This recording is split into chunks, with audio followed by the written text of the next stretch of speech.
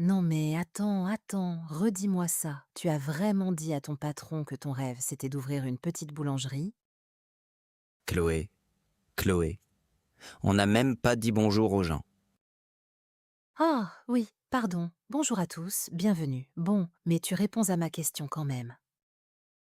Salut à toi qui nous écoutes. Bon, du coup, aujourd'hui, on parle d'un truc un peu intime. Les rêves. Et surtout, pourquoi c'est si dur d'en parler, hein? De le dire tout haut à quelqu'un. Et si tu aimes ce genre de conversation, abonne-toi. Comme ça, tu rates rien. Voilà, c'est dit. Maintenant, Hugo, la boulangerie. Bon, oui, j'ai dit ça. Mais pas à mon patron actuel, hein? Calme-toi. C'était il y a longtemps. Vraiment? Toi, le mec le plus organisé de la Terre, tu voulais faire du pain? Et pourquoi pas? Attends, je te donne ma théorie. Je pense que la plupart des gens n'ont pas vraiment de rêve. Oh là là, il commence fort aujourd'hui. Non mais écoute-moi.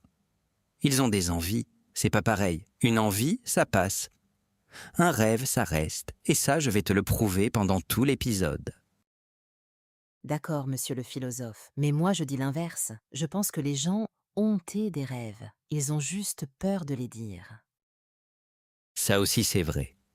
Les deux peuvent être vrais. Bon, on commence bien. On est déjà d'accord pour être pas d'accord. Attends, on prend un exemple concret. Toi.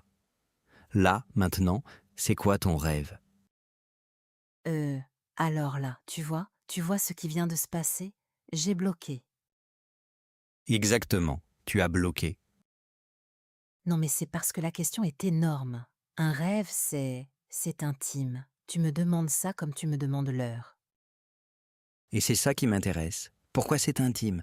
Pourquoi on rougit un peu quand on doit dire ce qu'on veut vraiment dans la vie? Parce qu'on a peur qu'on se moque. Franchement, tu dis, je veux devenir chanteuse. Et il y a toujours quelqu'un qui fait, Hmm, ce petit sourire. Tu le connais, ce sourire. Le sourire qui dit bon courage, ma pauvre. Voilà, ce sourire-là. Et du coup, on apprend à se taire. On garde le rêve dans une petite boîte, tout au fond. Attends, 2 secondes. On vient de dire 3 mots, là, un rêve, une envie, un objectif. Et pour ceux qui apprennent le français, ça vaut le coup de voir la différence. Ah oui, bonne idée. Vas-y, monsieur Structure. Il y a le rêve. Un rêve, c'est grand, c'est lointain, parfois un peu flou. Mon rêve, c'est de vivre au bord de la mer, tu vois. On ne sait pas quand, on ne sait pas comment. Le rêve, c'est le cœur, c'est l'émotion. Et après, il y a l'objectif.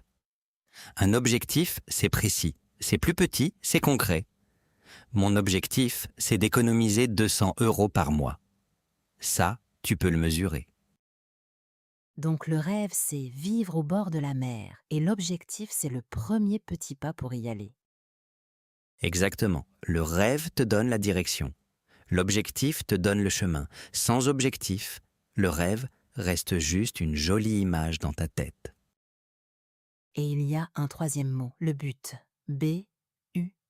Les gens le confondent souvent avec l'objectif. Alors, le but et l'objectif, très honnêtement, c'est presque pareil. Dans la vie de tous les jours, tu peux dire l'un pour l'autre. Mon but, c'est de réussir mon examen. Mon objectif, c'est de réussir mon examen. Les deux marchent. Ah, ça me rassure, parce que moi, je les mélange tout le temps. C'est pas grave. Retiens juste, le rêve c'est grand et flou. L'objectif c'est petit et précis. Le reste, c'est des détails. Bon, alors moi, j'ai une question qui me trotte dans la tête. Est-ce que les Français parlent facilement de leurs rêves? Parce que j'ai l'impression que... Non, pas trop. Ah, tu touches un truc là. Un vrai truc culturel. Développe, parce que pour quelqu'un qui vient d'arriver en France, ça peut être déroutant. Alors je fais très attention parce que je veux pas dire de bêtises. Je parle d'une tendance, hein. C'est pas une loi. Il y a des Français de tous les caractères. Oui, bien sûr, on généralise pas les gens. Mais il y a quand même une petite culture de la discrétion ici. On n'aime pas trop se vanter. Si tu dis « je vais devenir riche et célèbre », il y a une gêne dans l'air. Se vanter pour ceux qui apprennent, ça veut dire parler trop de soi, dire qu'on est le meilleur. En France, c'est mal vu. Voilà. Ici, on préfère quelqu'un de modeste. Quelqu'un qui montre ses résultats plutôt que quelqu'un qui annonce ses rêves très forts. Alors que dans d'autres pays, dire son rêve à voix haute, c'est presque un sport national. C'est encouragé. Oui. Et attention, ni l'un ni l'autre n'est mieux. C'est juste différent. Mais quand tu arrives dans un nouveau pays, c'est bien de le savoir. Ah, mais ça, c'est le genre de truc qu'on te dit jamais et qui t'évite plein de gaffes. Pas sur les rêves, sur la manière d'en parler. Exactement. Imagine, tu arrives à un dîner, ton premier dîner avec des collègues français, et tu annonces, très fort, « Moi, dans 5 ans, j'aurai ma propre entreprise. Aïe, le silence. » Un petit silence, oui. Pas méchant, mais un silence. Alors que si tu dis, tout doucement, « J'aimerais bien un jour monter quelque chose à moi. » Là, tout le monde se penche vers toi. Ah, c'est intéressant ça. C'est la même idée, mais tu l'as dit avec des pincettes. Avec des pincettes, oui. Ça veut dire avec précaution, tout doucement, sans brusquer. Belle expression, tiens. Prendre quelque chose avec des pincettes. Et grammaticalement, tu as entendu, il n'a pas dit « je veux », il a dit « j'aimerais ». J'aimerais bien. Ah, super point. C'est le conditionnel. Et c'est ton meilleur ami en France. Explique, parce que c'est vraiment utile pour les gens qui nous écoutent. Je veux, c'est direct, c'est fort. Parfois ça sonne un peu brutal. Je voudrais, j'aimerais, ce serait bien. C'est plus doux, c'est plus poli. Ça ouvre la porte au lieu de la pousser. Donc au café, « je veux un café », ça passe pas trop bien. « Je voudrais un café, s'il vous plaît ». Parfait. Parfait. Et pour les rêves, c'est pareil. Je voudrais voyager plus. J'aimerais apprendre à peindre. Tu vois, ça reste modeste, mais tu dis quand même ton rêve. Bon, mais attends, là on parle de comment protéger son rêve, comment le dire tout doucement. Mais moi j'ai envie de creuser autre chose. Vas-y. Pourquoi c'est important d'en parler du tout? On pourrait garder son rêve secret et travailler dessus en silence? Non, beaucoup de gens font ça. Alors ça, c'est une vraie question. Et honnêtement, il y a 2 écoles. Vas-y, les 2 écoles. Première école, tu gardes le secret. Tu bosses dans l'ombre. Et le jour où c'est prêt, tu montres le résultat. Boum! Effet de surprise. Personne pouvait se moquer avant parce que personne savait. J'aime bien ça, c'est le côté je te montre, je te raconte pas. Voilà. Deuxième école, tu en parles. Tu dis ton rêve à quelques personnes de confiance. Et là, quelque chose change dans ta tête. Quoi? Qu'est-ce qui change? Ça devient réel. Tant que c'est dans ta tête, c'est un nuage. Le jour où tu le dis à voix haute, à quelqu'un, le nuage prend une forme. Il devient un peu plus solide. C'est vrai ça. Moi la première fois que j'ai dit je veux faire de la radio à voix haute à ma sœur, j'ai eu chaud, j'ai rougi. Mais après, je pouvais plus reculer. Voilà, tu t'es engagé. Le mot est important, s'engager. Ça veut dire prendre une promesse au sérieux, se lier à quelque chose. Et le pire, c'est que ma sœur, 2 mois après, elle m'a demandé « Alors, ta radio, ça avance ?» Et là, j'avais pas envie de dire « non, rien Ah, donc en fait, elle est devenue ton contrôle, sans le vouloir. ». Exactement, c'est ça, le pouvoir de dire son rêve. Quelqu'un s'en souvient et ça te pousse. Bon, mais je vais jouer l'avocat du diable 1 seconde. Vas-y, joue, j'adore quand tu fais ça. L'avocat du diable, pour ceux qui apprennent, c'est quand tu défends l'idée contraire exprès juste pour tester. Bon. Alors moi je dis, parler de son rêve, ça peut aussi le tuer. Le tuer? Comment ça? Il y a des gens qui parlent de leurs projets, et ils ont l'impression d'avoir déjà avancé, alors qu'ils n'ont rien fait. Le fait de raconter, ça leur donne déjà la petite satisfaction. Oh, ça c'est vicieux. Tu racontes ton rêve, ça te fait du bien et du coup t'as plus faim de le réaliser. Exactement. Le mot fait plaisir, et il remplace l'action. J'ai vu des gens raconter la même entreprise pendant 10 ans, toujours au stade du rêve, jamais un seul objectif concret. Donc là on revient à ta théorie du début, envie contre rêve. On y revient, oui. Ces gens-là, ils avaient une envie d'en parler, une envie de l'image, mais pas le rêve profond qui te fait te lever à 5 heures du matin. Attends, donc comment on fait la différence entre un vrai rêve et une simple envie de raconter? Pour quelqu'un qui se pose la question sur lui-même, là, ce soir. Bonne question. Moi, j'ai un petit test tout bête. C'est pas scientifique, hein, mais pour moi, ça marche bien. Vas-y, le test de Hugo. Tu prends ton rêve et tu te demandes, est-ce que je suis prêt à faire la partie ennuyeuse? Parce que chaque rêve a une partie ennuyeuse, longue, pas glamour du tout. Ah, la partie pas jolie. Le rêve chanteuse, c'est pas juste le concert, c'est aussi 3 ans de gamme, seule dans une chambre. Voilà. Le rêve boulangerie, c'est pas l'odeur du pain chaud. C'est se lever à 4 heures, tous les jours, même le dimanche, même malade. Donc ton test, c'est est-ce que j'aime aussi la partie moche? Si oui, c'est un vrai rêve. Si je veux juste le beau moment, c'est une envie. Tu as tout résumé mieux que moi. Voilà, c'est exactement ça. Bon, et je reviens à toi et ta boulangerie, parce que tu m'as toujours pas dit ce qui s'est passé. Tu l'as ouverte ou pas? Ah, alors ça, c'est toute une histoire. Et elle est pas si jolie que ça. Attends, tu racontes pas ça vite fait entre 2 phrases. Prends ton temps. Qu'est-ce qui s'est passé? Bon, j'avais 26 ans. Je travaillais dans un bureau, des chiffres toute la journée, et je m'ennuyais. Tu peux pas savoir à quel point.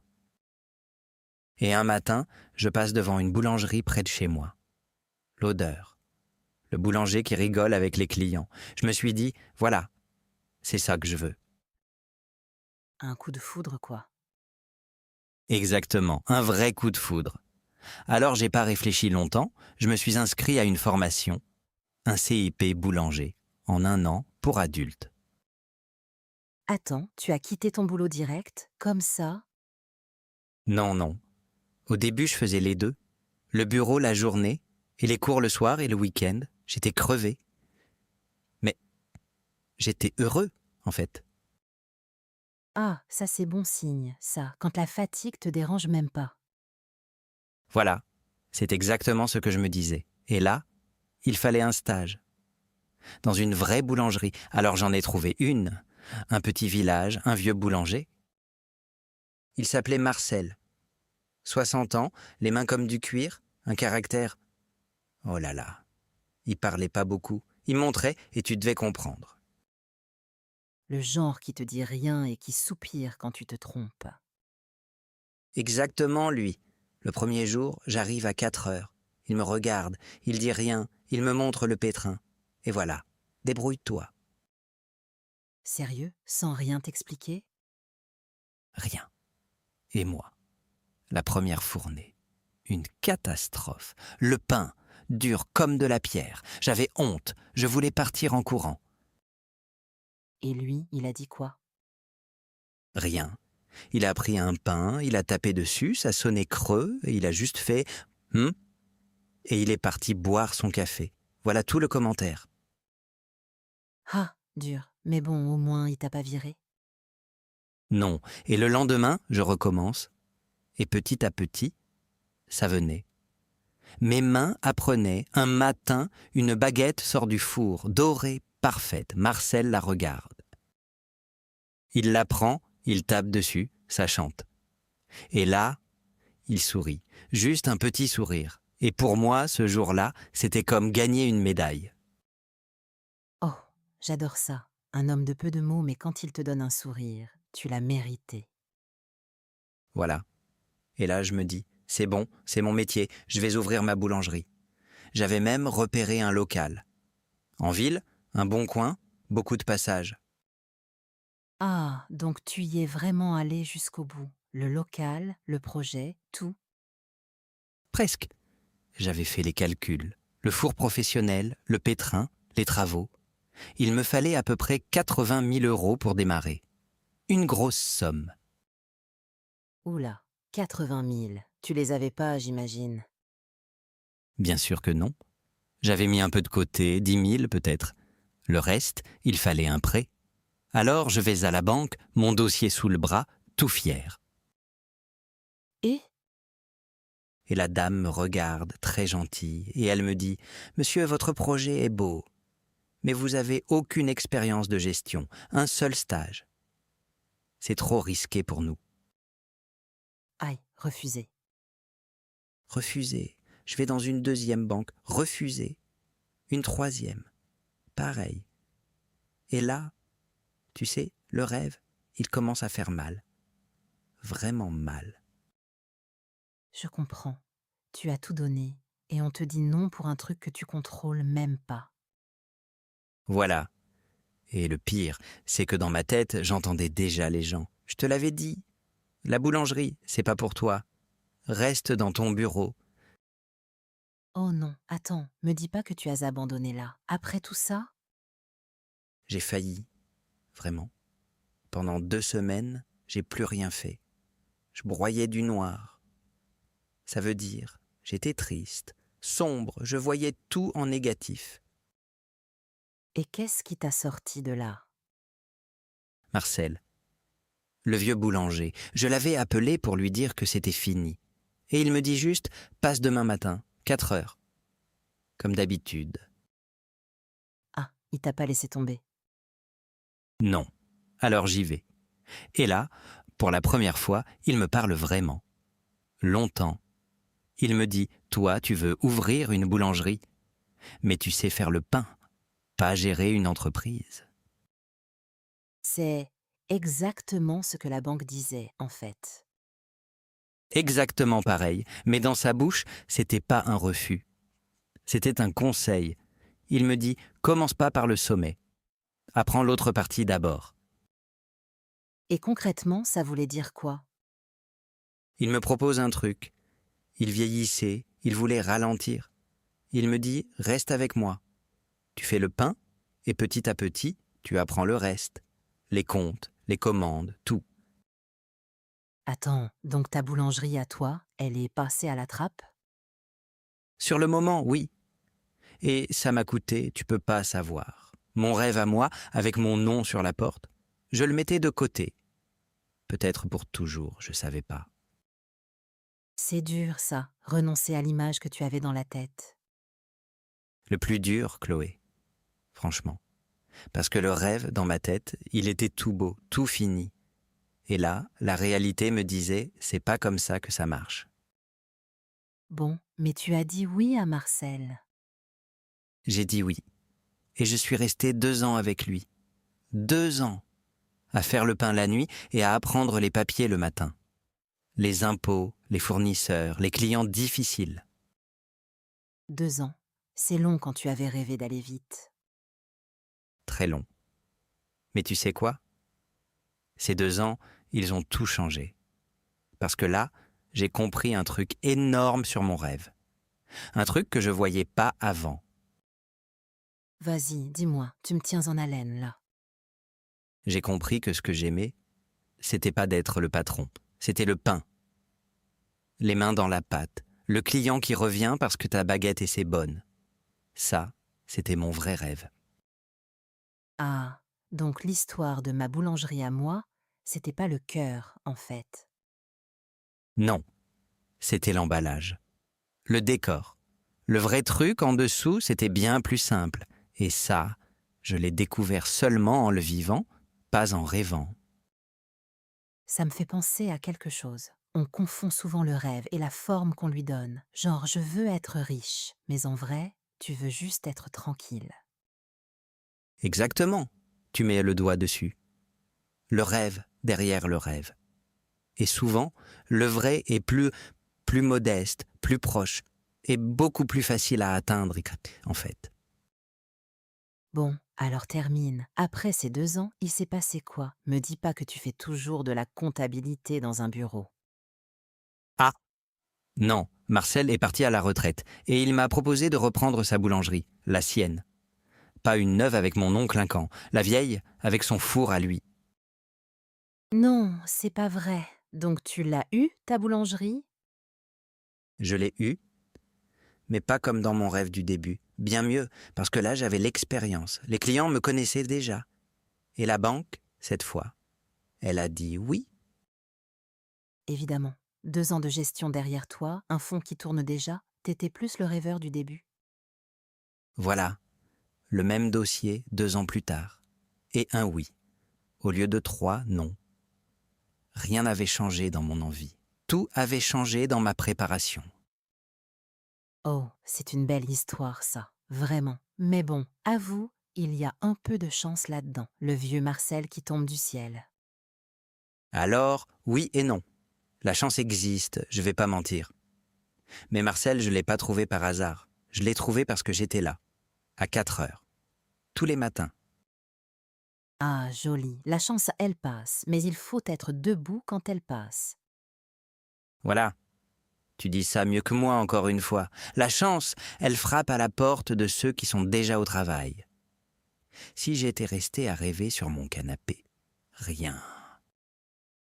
Bon, ça me plaît beaucoup, mais je veux jouer un peu l'avocate du diable, tu permets? Vas-y, vas-y, j'adore quand tu fais ça. Toi, ton histoire finit bien, mais il y a plein de gens qui font tout pareil, qui se lèvent à 4 heures, qui apprennent et qui réussissent jamais. On en parle de cela? Tu as raison, complètement raison. Et c'est important de le dire. Le travail garantit rien. Rien du tout. Il augmente tes chances, il les garantit pas. Donc pourquoi on continue à raconter que si tu veux, tu peux? C'est un peu un mensonge, non? En partie, oui. Si tu veux, tu peux. C'est joli sur une affiche, mais c'est pas toujours vrai. Parfois, tu veux, tu fais tout bien, et ça marche pas. La vie est comme ça, des fois. Alors, on fait quoi de cette idée? On la jette? Non, on la corrige. Moi, je dirais plutôt, si tu veux, tu peux essayer vraiment. Le résultat, tu le contrôles pas. L'effort, oui. Et déjà, ça, c'est énorme. Tu peux essayer vraiment? C'est moins vendeur, mais c'est plus honnête. Beaucoup plus honnête. Et tu sais, même ceux qui échouent, ils échouent pas vraiment. Marcel, moi, on a raté des fournées. Mais chaque ratage nous a appris un truc.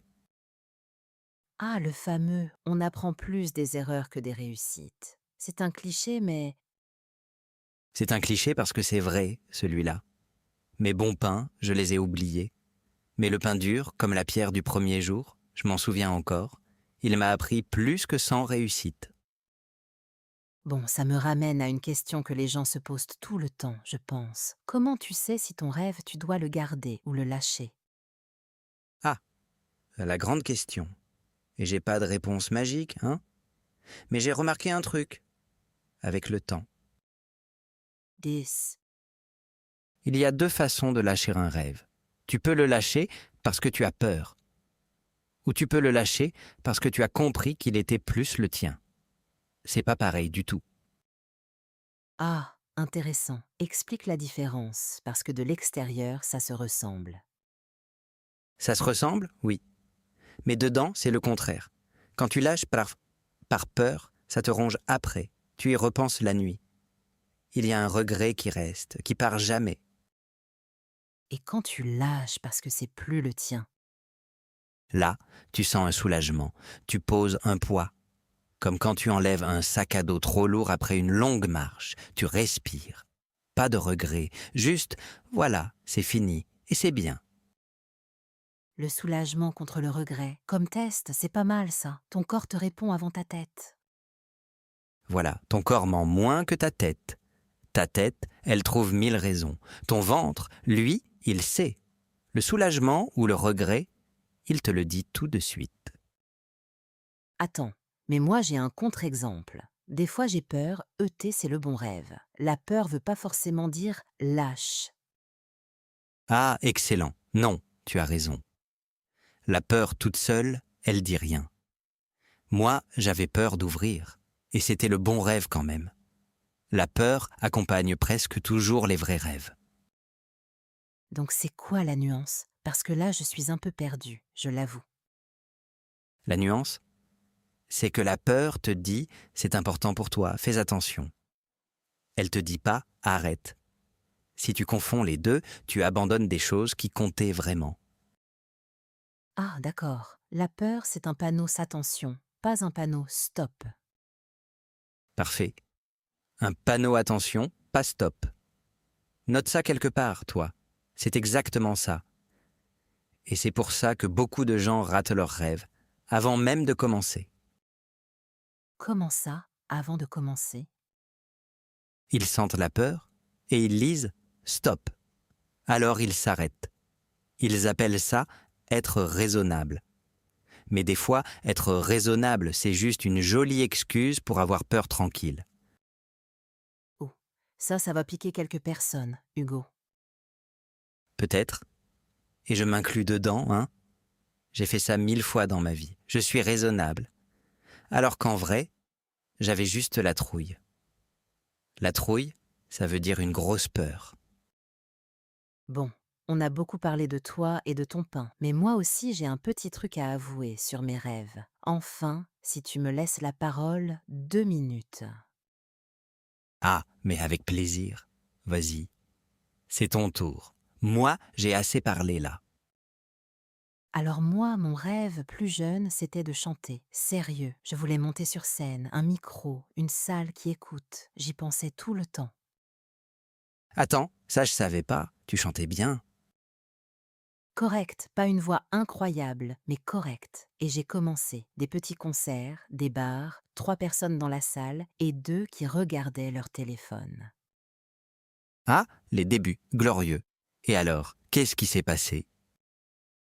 Ce qui s'est passé, c'est que j'ai compris un truc bizarre. J'aimais chanter chez moi, pour moi. Mais la scène, le public, le stress, je détestais ça, vraiment. Ah, intéressant. Donc tu aimais l'activité, mais pas le contexte autour. Exactement. Et pendant longtemps, je me suis dit, t'es nulle, t'as pas assez de courage, une vraie chanteuse aimerait la scène. Je me suis tapé dessus, quoi? Et c'était pas ça du tout, en fait. Pas du tout. C'était juste que mon rêve, c'était de chanter, pas d'être célèbre. Et ça, personne me l'avait dit qu'on pouvait vouloir l'un sans l'autre. Et là, on retombe sur mon histoire. Le rêve derrière le rêve. Toi, c'était chanter. Pas la scène.